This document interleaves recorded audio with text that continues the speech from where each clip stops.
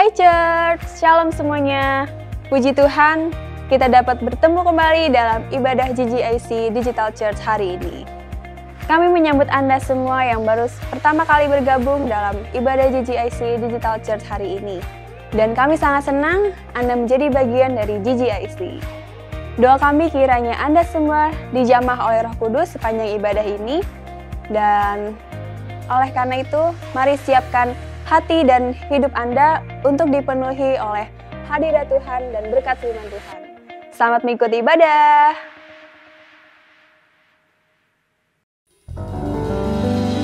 Shalom and welcome to GGIC Digital Church. Hari ini saya mau ajak saudara-saudara, mari kita sembah dan puji namanya. Kita mau nyanyi dan bersorak. Karena besarlah perbuatannya dalam hidup kita. Dialah satu-satunya dan tidak akan pernah tergantikan.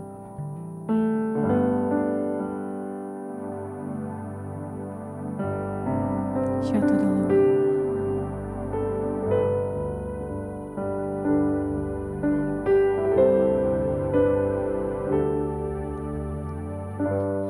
My Jesus, my Savior, Lord, there is none like you. All of my days, I want to praise the wonders of your mighty love. My comfort, my son, my comfort, my shelter, tower of refuge and strength. Let every man, all that I am, never cease to worship you. Shout to the Lord, all the earth, let us sing. Power and majesty, praise to the King. Mountains bow down and the saints will roar at the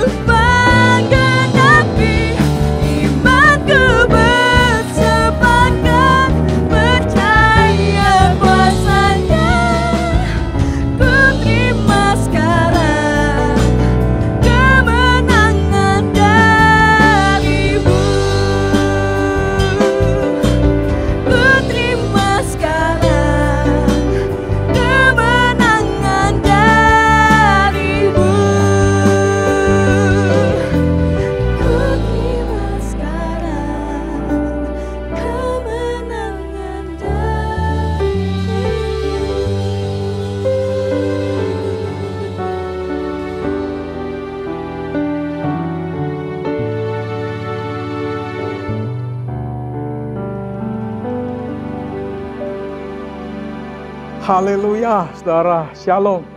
Puji Tuhan, hari ini kita memasuki hari Sabat. Kita dapat beribadah kembali bersama-sama dengan GGIC Digital Church. Nah, saya berdoa ibadah hari ini menjadi ibadah yang sangat spesial karena hari ini kita akan bersama-sama melakukan perjamuan kudus. Saya berdoa saudara sudah mempersiapkan perjamuan saudara. Kalau saudara tidak memiliki paket perjamuan seperti ini, saudara bisa menyiapkan air teh atau air putih atau air sirup bersama dengan biskuit atau roti yang saudara punya. Nanti kita akan bersama-sama melakukan perjamuan bersama-sama. Saya berdoa ini menjadi momentum bagi kita untuk menikmati anugerah Tuhan. Dan saya mengucapkan selamat bergabung dengan saudara yang baru pertama kali mengikuti GGIC Digital Church ini. Saya berdoa saudara diberkati oleh ibadah ini. Saudara menjadi orang yang menikmati berkat dan rahmat Tuhan melalui ibadah digital ini. Saya berdoa kehadiran GGIC Digital Church ini akan terus memberkati saudara dan membawa saudara untuk semakin hari semakin mengenal Tuhan dan tumbuh di dalam Tuhan secara iman, secara kerohanian dan juga kedewasaan, pemahaman akan firman di dalam hidup saudara. Hari ini kita memasuki masa-masa Paskah yang kita mengenalnya sebagai masa Prapaskah. Oleh karena itu saya rindu mengawali bulan Maret ini, di minggu pertama ini, mengingatkan kita kembali masa-masa Paskah. Oleh karena itu saya rindu mengajak saudara merenungkan bagian dari firman Tuhan berkenaan dengan Paskah sebelum nanti kita akan merayakannya di bulan April yang akan datang. Nah, selama 1 bulan ini saya berdoa kiranya kita sungguh-sungguh mengenang, mengingat akan anugerah Tuhan dalam masa-masa Prapaskah ini. Sebelum saya membaca firman Tuhan, saya ajak saudara untuk berdoa terlebih dahulu. Terima kasih Tuhan, kami bersyukur untuk hari ini. Kami akan bersama-sama mendengarkan firman Tuhan di ibadah GGIC pada hari ini. Tuhan, kiranya Engkau berkenan dengan setiap pujian kami, setiap persembahan kami, setiap korban yang kami berikan. Tuhan, kuduskan roh jiwa tubuh kami, persiapkan hati kami untuk dipersekutukan dengan tubuh dan darah Tuhan melalui perjamuan pada hari ini. Tuhan, Kau memberkati, kiranya perjamuan ini membawa kami semakin dekat dengan Tuhan, membawa kami semakin menikmati anugerah Tuhan. Terima kasih Bapa, kami bersyukur. Di dalam nama Tuhan Yesus Kristus kami berdoa. Amin. Mari kita baca Alkitab kita dari Matius pasal 28 ayat 1 sampai dengan ayat yang ke-10. Saya akan bacakan untuk saudara sekalian. Judulnya adalah Kebangkitan Yesus. Setelah hari Sabat lewat menjelang menyingsingnya fajar pada hari pertama minggu itu, pergilah Maria Magdalena dan Maria yang lain menengok kubur itu. Maka terjadilah gempa bumi yang hebat, sebab malaikat Tuhan turun dari langit dan datang ke batu itu dan menggulingkannya lalu duduk di atasnya. Wajahnya bagaikan kilat dan pakaiannya putih bagaikan salju. Dan penjaga-penjaga itu gentar ketakutan dan menjadi seperti orang-orang mati. Akan tetapi malaikat itu berkata kepada perempuan-perempuan itu, "Janganlah takut, sebab aku tahu kamu mencari Yesus yang disalibkan itu. Ia tidak ada di sini, sebab ia telah bangkit, sama seperti yang telah dikatakannya. Mari lihatlah tempat ia berbaring, dan segeralah pergi dan katakanlah kepada murid-muridnya bahwa ia telah bangkit dari antara orang-orang mati. Ia mendahului kamu ke Galilea, di sana kamu akan melihat dia. Sesungguhnya aku telah mengatakannya kepadamu." Mereka segera pergi dari kubur itu dengan takut dan dengan sukacita yang besar dan berlari cepat-cepat untuk memberitahukannya kepada murid-murid Yesus. Tiba-tiba Yesus berjumpa dengan mereka dan berkata, "Salam bagimu." Mereka mendekatinya dan memeluk kakinya serta menyembahnya.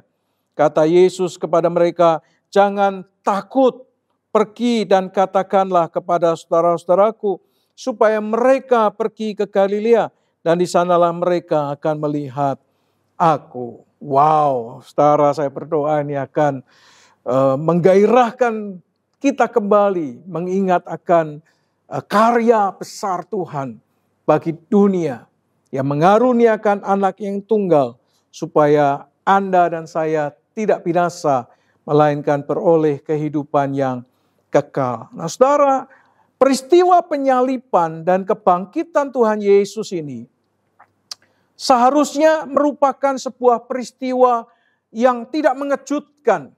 Ya, surprise gitu ya. Satu peristiwa yang tidak mengejutkan atau mengagetkan atau mengherankan karena sudah dinubuatkan dan sudah dituliskan oleh para nabi ratusan atau ribuan tahun sebelumnya. Jadi peristiwa ini sebetulnya peristiwa yang sudah digemakan, sudah diberitakan, sudah disampaikan sebelumnya. Seharusnya menjadi sebuah peristiwa yang tidak mengejutkan. Tapi seperti biasa, saudara, manusia itu seringkali kagetan. Ya, bahkan seringkali mengatakan, kamu nanya. Kamu nanya. Ya, kaget. Ya, untuk satu peristiwa yang sebetulnya dia sudah tahu. Kalau orang Jawa bilang itu jumbulan, saudara. Bukan 7 bulan ya. Jumbulan itu kaget dan selalu terkejut. Kamu nanya. Gimana? Siapa itu? Dilan KW ya. Dilan KW. Ya. Kamu nanya. Kaget ya. Terhadap sesuatu yang sudah tahu. Sudah pasti datang. Harusnya tidak terkejut. Karena sudah dapat berita. Misalnya saya pergi ke Semarang. Tanpa memberitahu, tiba-tiba nongol di rumah mertua, mereka pasti akan kaget dan terkejut. Wow, kok nggak ngomong-ngomong datang katanya. Tapi kan berbeda. Penyaliban Tuhan, kebangkitan Tuhan adalah satu peristiwa yang sudah diberitakan, yang sudah pasti akan terjadi dan sudah pasti akan datang. Kenapa terkejut, saudara? Kenapa kok kita surprise? Karena kita di awal-awal selalu menganggap hal-hal itu tidak akan terjadi. Kita tidak percaya hal itu akan terjadi. Kita tidak menganggap itu sebagai sebuah kebenaran. Di awal-awal kita menganggap hal itu tidak akan terjadi. Itu nanti sama seperti kedatangan Tuhan yang kedua kali. Berita ini terus diberitakan. Tapi karena kita menganggap itu tidak akan terjadi dan tidak akan terwujud kedatangan Tuhan, maka kita biasa-biasa saja menganggapnya. Tapi ketika peristiwa itu sungguh terjadi, kaget kita, terkejut kita. Padahal seharusnya tidak terkejut. Kita terkejut karena seringkali menganggap apa yang dikatakan Alkitab itu tidak akan terjadi. Itu kan sama seperti kelahiran Tuhan Yesus. Mengejutkan dan mengagetkan Herodes yang sedang berbahagia di atas singgasananya. Tiba-tiba seperti disambar petir. Dia kaget dan hampir pingsan ketika mendapat kabar adanya seorang raja yang lahir di Bethlehem. Wow, bagaikan disambar petir di siang bolong. Dia kaget. Hah? Siapa raja yang baru lahir di Bethlehem? Padahal kan sudah diberitakan berulang-ulang, dinubuatkan, diberitakan berulang-ulang. Baru setelah itu, saudara, gagap, nabrak sana, nabrak sini dalam meresponinya, saudara. Ada yang meresponinya secara positif, tetapi sebagian meresponinya secara negatif. Seperti berita Nuh misalnya, tentang air bah. Nuh sudah memberitakan bahwa Tuhan akan menghukum dunia ini dengan air bah.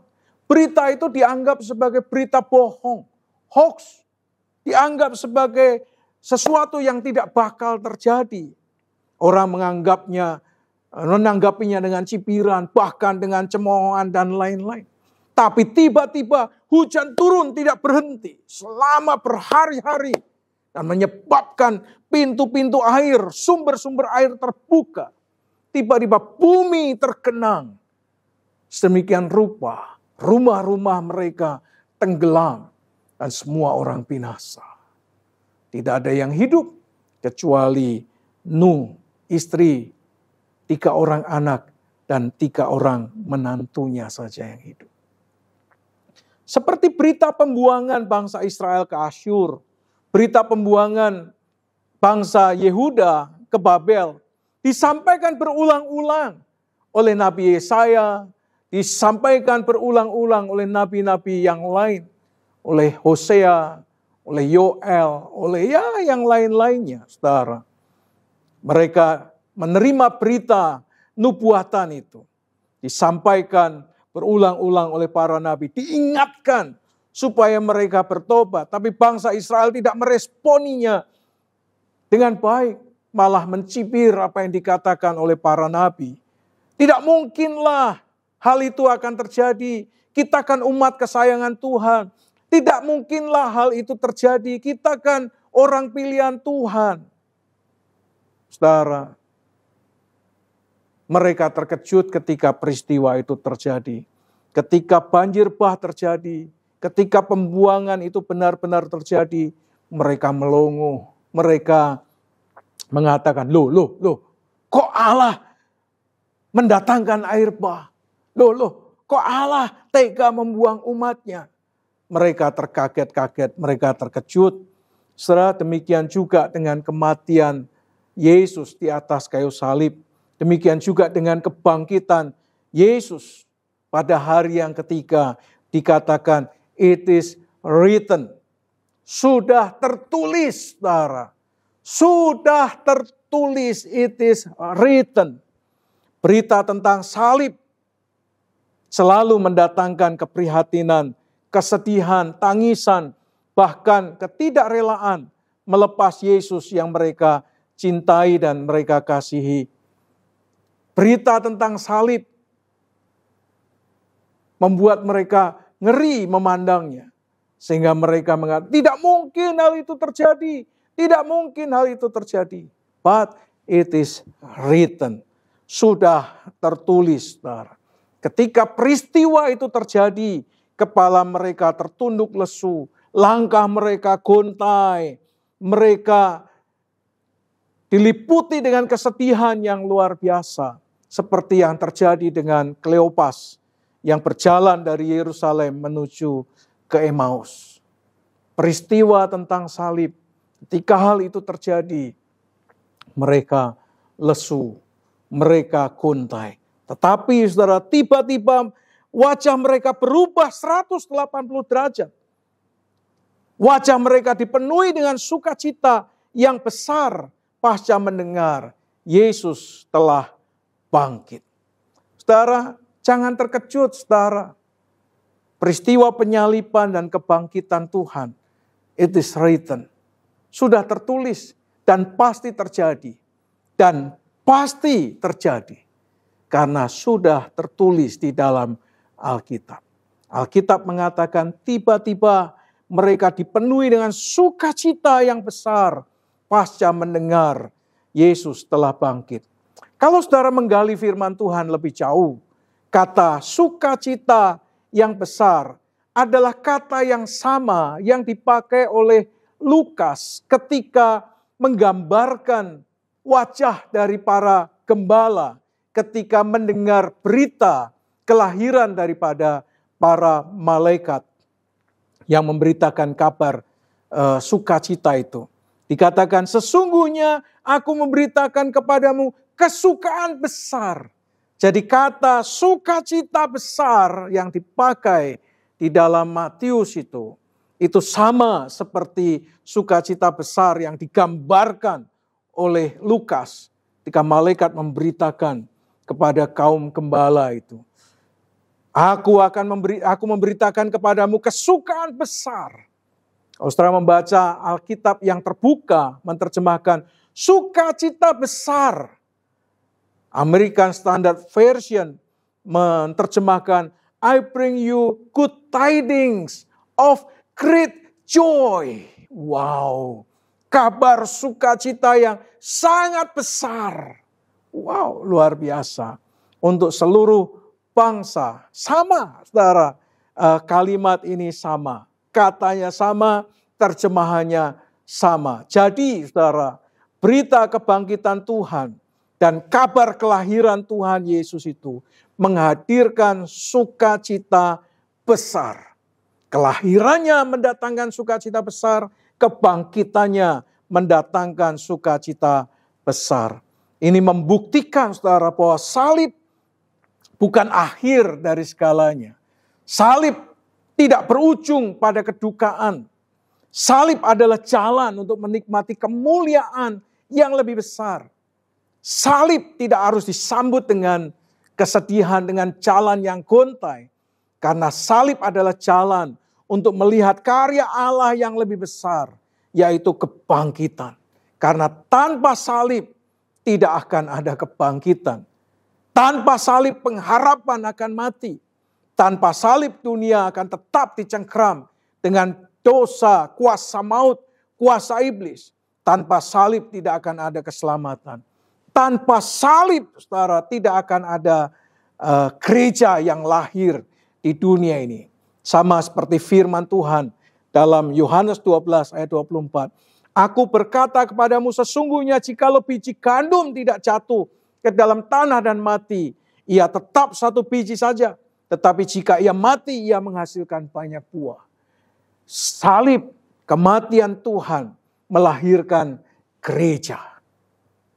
Tanpa salib, gereja tidak akan pernah lahir.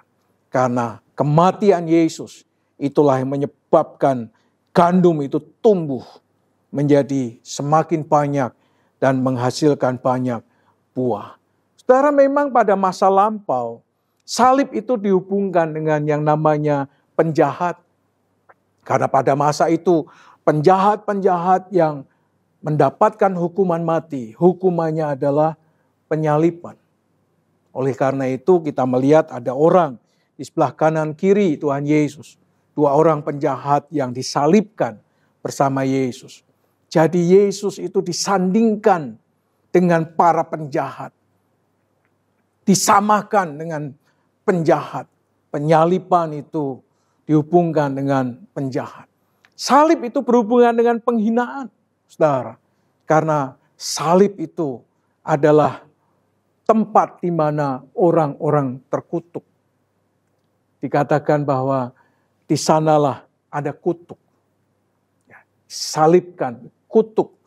Hukuman yang mempermalukan lahir dan batin. Karena penyaliban itu tidak dilakukan di tempat yang tersembunyi. Penyaliban itu dilakukan di depan umum. Bahkan di depan pasar, di tempat publik. Supaya dilihat, disaksikan oleh banyak orang.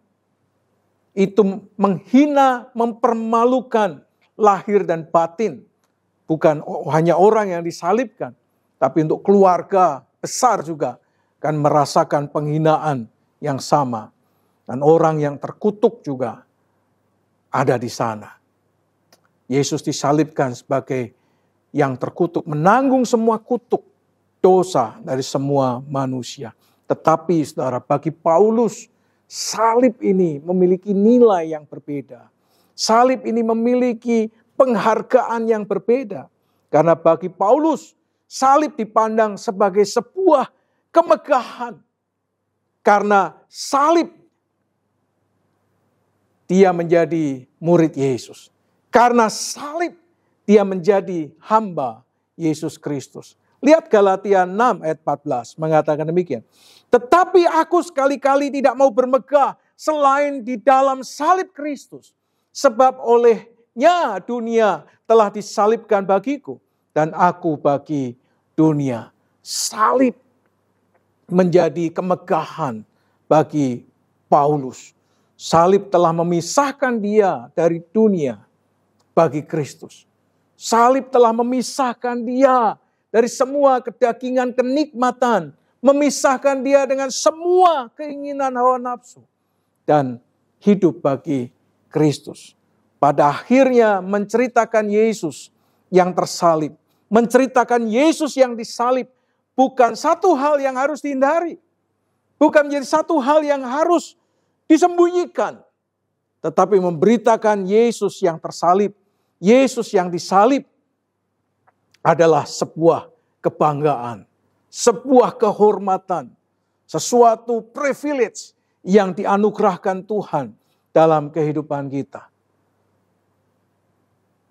Memberitakan salib, memberitakan Yesus yang tersalib, bukan harus dihindari karena perasaan malu.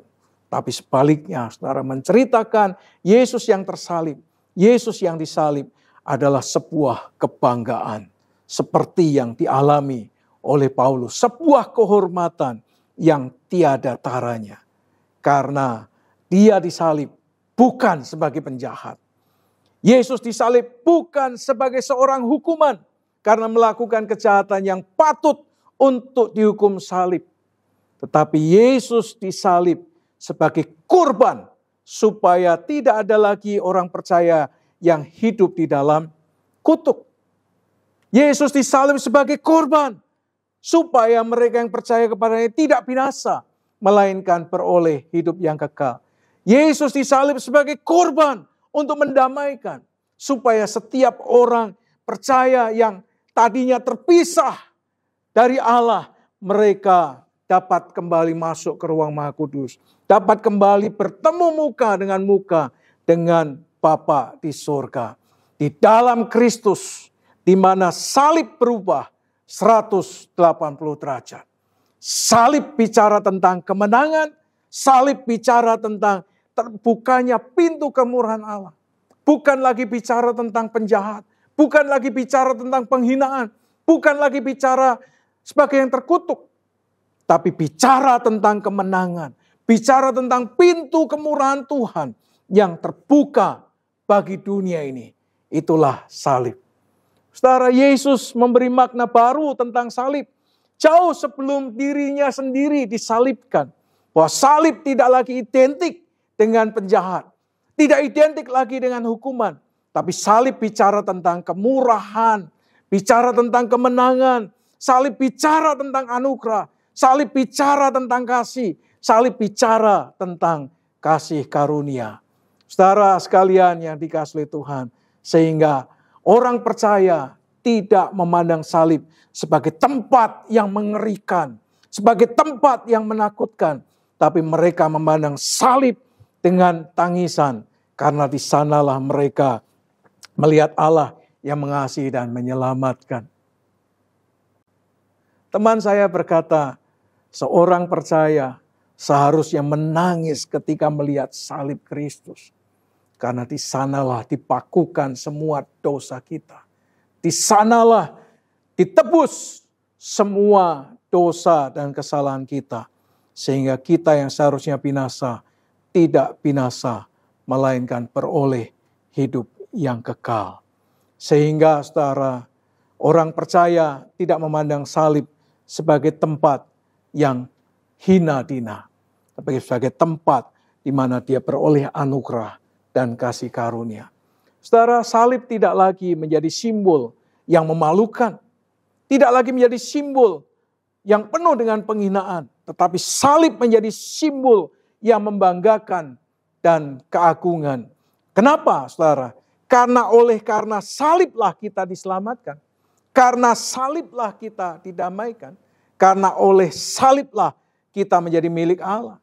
Oleh karena saliblah kita dapat kembali bersama-sama dengan Allah. Pertanyaan saya, jangan berkata kamu nanya. Bukan. Pertanyaan saya adalah bagaimana Anda memaknai salib Kristus bagi diri Anda sendiri. Apakah saudara masih memandang salib sebagai sesuatu yang berbeda? Ataukah saudara memandang salib sebagai simbol dari kehormatan, keagungan? Karena di sanalah dosa Anda dan dosa saya ditebus.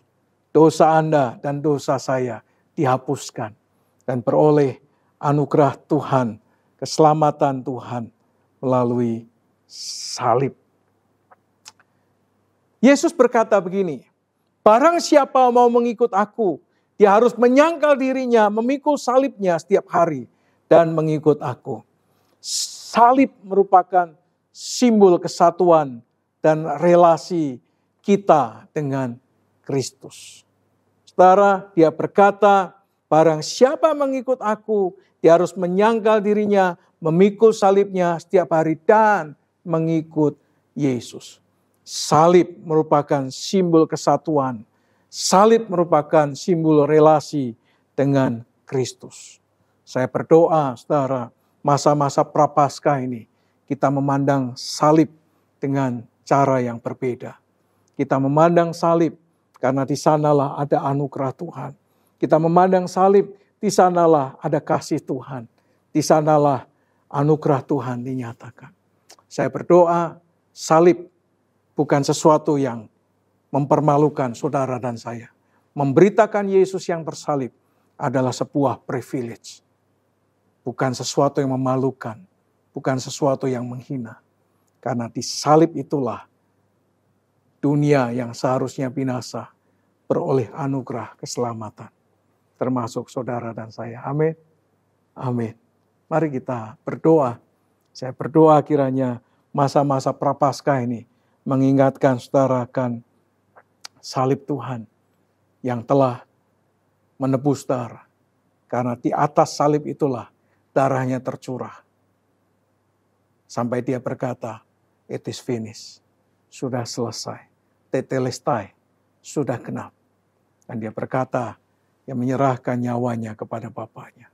Dan pada saat dia menyerahkan nyawanya di atas kayu salib itulah, tabir bait suci terbelah menjadi dua. Tidak ada lagi pemisahan antara ruang suci dan ruang maha suci. Nah, setiap orang bisa berjumpa dengan muka bersama dengan Bapa di sorga. Salib membuka tirai anugerah yang luar biasa. Amin. Mari hargai salib Tuhan dan beritakan Yesus yang tersalib. Jangan beritakan Yesus yang tidak tersalib. Karena itu bukan kebenaran. Yesus yang tidak tersalib adalah hoax. Bukan berita Injil. Berita Injil adalah Yesus yang tersalib. Dan pada hari yang ketiga, Yesus bangkit dari antara orang mati. Itulah berita Injil. Kalau ada berita Injil yang mengatakan Yesus tidak tersalib, Yesus tidak bangkit, maka itu bukan berita Injil. Mari kita beritakan Yesus yang tersalib. Mari kita beritakan Yesus yang bangkit dari antara orang mati. Tutup Alkitabmu, mari kita berdoa, persiapkan hati saudara untuk terima perjamuan pada hari ini. Terima kasih Tuhan, kami bersyukur. Terima kasih Tuhan, Kau mengingatkan kami masa-masa Prapaskah ini. Kami boleh memandang salib sebagai berita yang mengagumkan. Sebagai berita anugerah yang membuat kami sadar kami membutuhkan kasih karunia. Pengampunan Tuhan dari atas kayu salib. Kami bersyukur Tuhan untuk anugerah-Mu yang besar. Terima kasih untuk pengorbanan-Mu di atas kayu salib. Terima kasih untuk kebaikan-Mu, untuk kasih-Mu kepada kami. Terima kasih Bapa. Ampuni segala dosa dan kesalahan kami. Supaya kami berkenan, kami berlayak untuk menerima perjamuan pada hari ini. Berkati ya Tuhan, kami yang makan dan minum dengan mengakuinya sebagai tubuh dan darah Tuhan, maka kami beroleh anugerah. Terima kasih Bapa. Kami bersyukur di dalam nama Tuhan Yesus Kristus. Amin. Mari persiapkan perjamuan saudara. Saudara boleh persiapkan, saudara boleh buka paket perjamuan saudara. Kalau saudara punya paket perjamuan seperti ini, hati-hati karena anggurnya ada di bawah, jadi jangan dibuka terlebih dulu. Jangan salah membukanya. Kita angkat roti kita di tangan kita. Malam sebelum Tuhan Yesus Kristus ditangkap, diadili, dihukum mati di atas kayu salib, dia berkumpul bersama-sama dengan murid-muridnya. Dia mengambil roti dan berkata, inilah tubuhku yang dipecahkan bagi setiap kamu. Perbuatlah ini setiap kali kamu mengingat akan aku. Bersama-sama dengan umatmu pada hari ini, kami mengingat akan pengorbanan Tuhan. Kami mengingat akan kasih Tuhan. Kami mengingat akan anugerah Tuhan di atas kayu salib. Terima kasih untuk pengorbananmu di atas kayu salib ya Tuhan. Sehingga hari ini kami tidak binasa, tapi beroleh hidup yang kekal. Hari ini kami disebut sebagai anak-anak Allah di dalam nama Tuhan Yesus Kristus. Firman-Mu juga berkata, tubuhku adalah benar-benar makanan. Barang siapa makan tubuhku, dia beroleh hidup yang kekal. Dibangkitkan dan dipersekutukan dengan Bapa di sorga pada akhir zaman. Saudara sekalian yang dikasihi oleh Tuhan, bukankah roti di tangan kita adalah tubuh Kristus? Amin. Mari kita makan sambil mengucap syukur kepada Tuhan. Di dalam nama Tuhan Yesus Kristus, makanlah.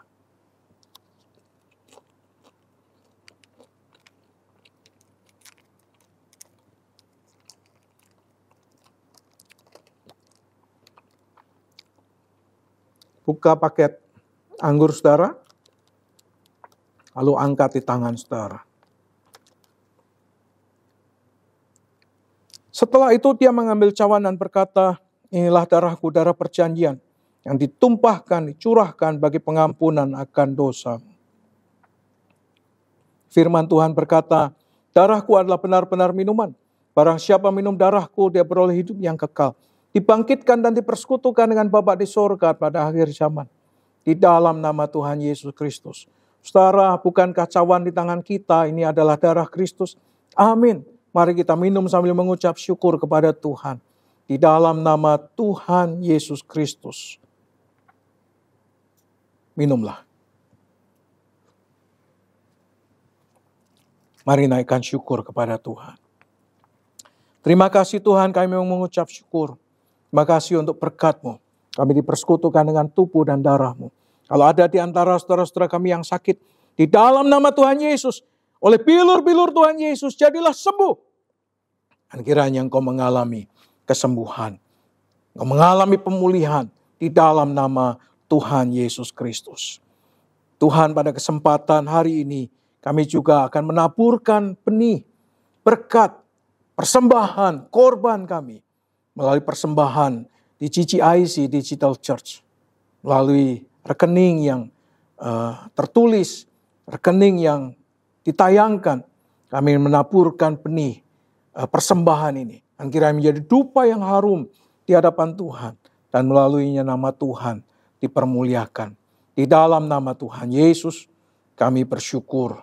Kiranya damai sejahtera dari Allah Bapa, cinta kasih sayang daripada Tuhan Yesus Kristus, persekutuan pertolongan pimpinan dan kuasa Roh Kudus menyertai saudara sekalian dari sekarang sampai selama-lamanya. Sepanjang langkah hidupmu diberkati oleh Tuhan dengan berkat Abraham, Ishak dan Yakub. Kau diangkat naik dan bukan turun, ditetapkan menjadi kepala bukan ekor. Anugerah Tuhan menyertaimu dari sekarang sampai selama-lamanya, bagaikan tiang awan, tiang api menyertai kehidupanmu siang dan malam. Di dalam nama Tuhan Yesus Kristus. Amin. Puji Tuhan, saudara. Saya berdoa kiranya kita terus bertumbuh dan menikmati anugerah Tuhan. Kiranya ibadah bersama dengan GGIC Digital Church ini memberkati saudara sekalian. You are blessed. Haleluya. Sungguh firman yang sangat memberkati bagi setiap kita. Kita mau meresponinya dan mengambil komitmen bahwa kita mau terus selalu bersinar dimanapun dan kapanpun kita berada. Shine like stars above.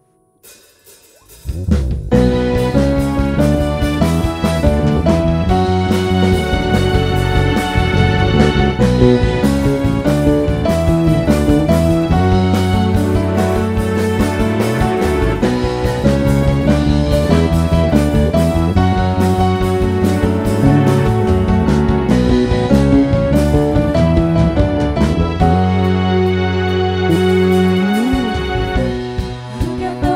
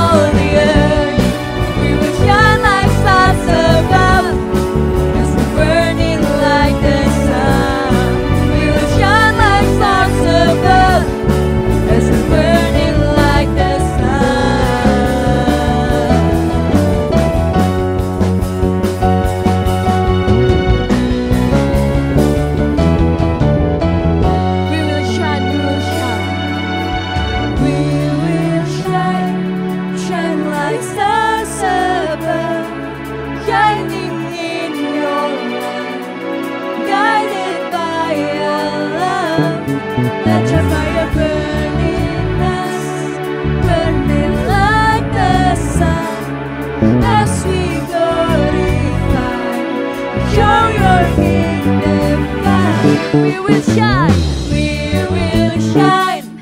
shine like stars above, shining in your light, guided by your love.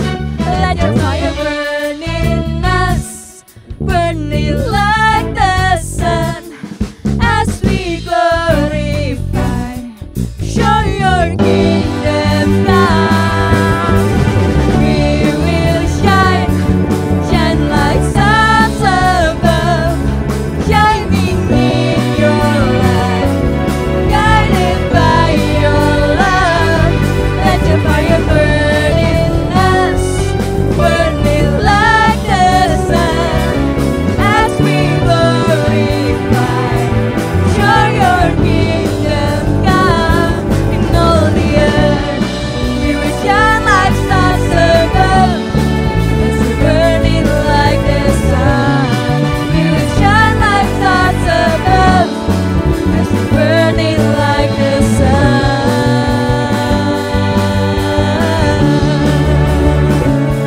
We will shine.